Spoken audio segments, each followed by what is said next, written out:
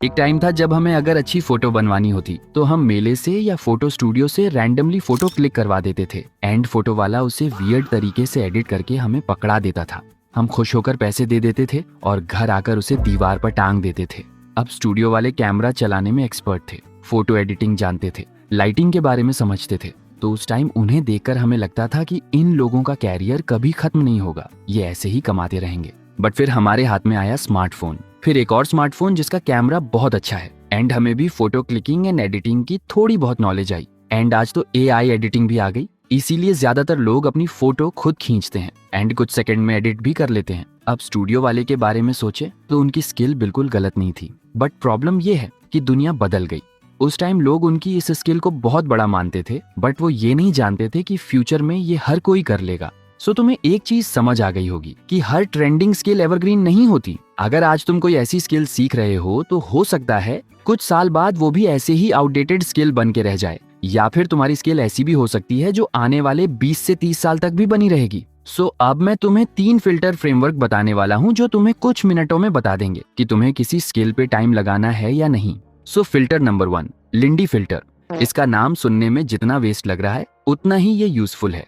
ये आइडिया एक popular writer और इन्वेस्टर जिनका नाम नासिम तलीब था, उन्होंने दिया था। इस आइडिया का सीधा सा मतलब है जिस स्किल ने जितना ज्यादा टाइम झेला है, फ्यूचर में उसके टिके रहने की संभावना भी उतनी ही ज्यादा होती है। सोचो, हजारों साल पहले भी लोगों को अच्छी तरह बोलना पड़ता था, अपनी बात समझानी पड़ती थी, दूसरों को मनाना पड़ता था एंड आज भी वही स्किल्स सबसे ज्यादा काम आती हैं, बस तरीके बदल गए हैं।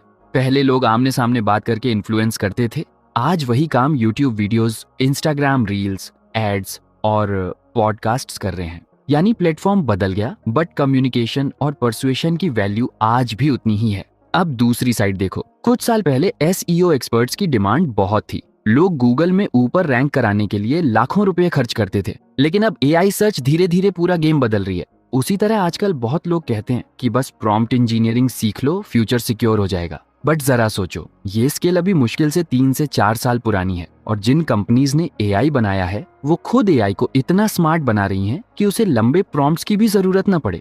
एंड अगर ऐसा होता है तो सिर्फ प्रॉम्प्ट इंजीनियरिंग की क्या जरूरत होगी? आई मीन उसकी वैल्यू खत्म हो जाएगी। लेकिन writing, story telling, psychology, problem solving, ये ऐसी स्किल्स हैं जो सैकड़ों नहीं हजारों सालों से वैल्यूएबल हैं। हर नई टेक्नोलॉजी इनकी वैल्यू कम नहीं करती बल्कि और बढ़ा देती है। इसलिए जब भी कोई नई स्किल सीखने का सोचो तो खुद से सिर्फ एक सवाल पूछो कि क्या ये स्किल नई है या इसके पीछे जो असली कैपेबिलिटी है वो सदियों पुरानी है। अगर उसकी वैल्यू सेंचुरी से बनी हुई है तो तुम एक मजबूत नींव बना रहे हो। लेकिन अगर पूरी स्किल किसी ऐसे टूल, प्लेटफॉर्म या ट्रेंड पर टिकी है जो अभी कुछ साल पहले ही आया है, तो आपको एक बार रुकना चाहिए एंड दोबारा जरूर सोचना चाहिए।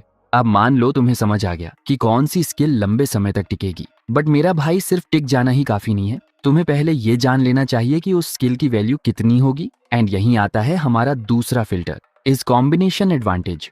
ये आइडिया लगभग 200 साल पहले एक इकोनॉमिस्ट डेविड रिकार्डो ने समझाया था एंड इसका मतलब बहुत इंटरेस्टिंग है। ज्यादातर लोग सिर्फ एक ही स्किल में एक्सपर्ट बनने की कोशिश करते हैं। कोई सिर्फ कोडिंग सीखता है, कोई सिर्फ डिजाइन एंड कोई सिर्फ मार्केटिंग। बट असली वैल्यू किसी एक स्किल में नहीं होती बल्कि 2 या 3 स्किल्स के ऐसे कॉम्बिनेशन में होती है जो बहुत कम लोगों के पास हो। इसका एक लाइव एग्जाम्पल देखो, एक इंसान सिर्फ वीडियो एडिटिंग जानता है और दूसरा इंसान सिर्फ साइकोलॉजी। दोनों अच्छी स्किल्स हैं, बट यहाँ एक तीसरा इंसान आता है जिसे वीडियो एडिटिंग भी आती है, साइकोलॉजी भी समझ आती है और स्टोरी टेलिंग भी। नाउ सवाल किया जाए कि इन तीनों में से सबसे ज्यादा वैल्यूएबल कौन होगा, तो जाहिर सी बात है तीसरा इंसान, क्योंकि वो सिर्फ वीडियो एडिट नहीं करेगा, उसे ये भी पता होगा कि किस जगह जूम देना है, कहाँ म्यूजिक बदलना है और किस मोमेंट पे व्यूअर का अटेंशन पकड़ना है। एंड यही वजह है कि कुछ क्रिएटर्स लाखों व्यूज ले आते हैं और कुछ सेम एडिटिंग करने के बाद भी 1000 व्यूज के लिए भी स्ट्रगल करते हैं। वहां फर्क मेहनत का नहीं, कॉम्बिनेशन का होता है। एक्चुअली हर नई स्किल तुम्हारी वैल्यू में सिर्फ एक पॉइंट ऐड नहीं करती, बल्कि वो तुम्हारी बाकी स्किल्स के साथ मिलकर नई पॉसिबिलिटीज बना देती है। दैट्स द रीजन जिन लोगों के पास अलग अलग स्किल्स का रेयर कॉम्बिनेशन होता है, उन्हें रिप्लेस करना सबसे मुश्किल होता है। अगर तुम डॉक्टर हो और एआई भी समझते हो तो तुम्हारी वैल्यू अलग होगी। अगर तुम टीचर हो और कंटेंट क्रिएशन जानते हो तो तुम्हारी रीच अलग होगी।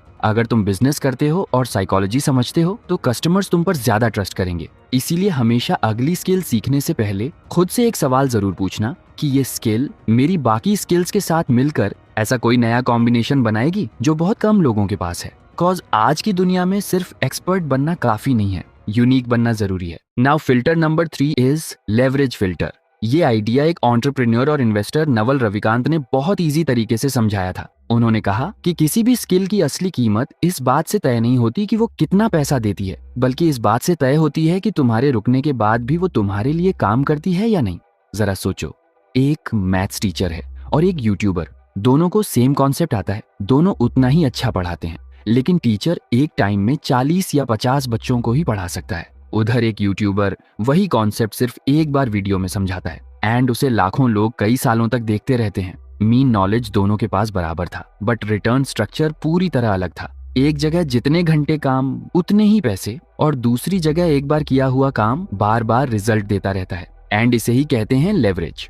कुछ स्किल्स सिर्फ इनकम देती हैं, जबकि कुछ स्किल्स एसेट्स बनाती हैं। एक फ्रीलांस एडिटर हर प्रोजेक्ट के बाद फिर से नया क्लाइंट ढूंढता है, बट अगर वही एडिटर अपना यूट्यूब चैनल शुरू कर दे या एडिटिंग का कोर्स बना दे तो वही स्किल उसके सोते टाइम भी काम करती रहती है। एंड यही एक फर्क होता है लीनियर इनकम और कॉम्पाउंडिंग इनकम में।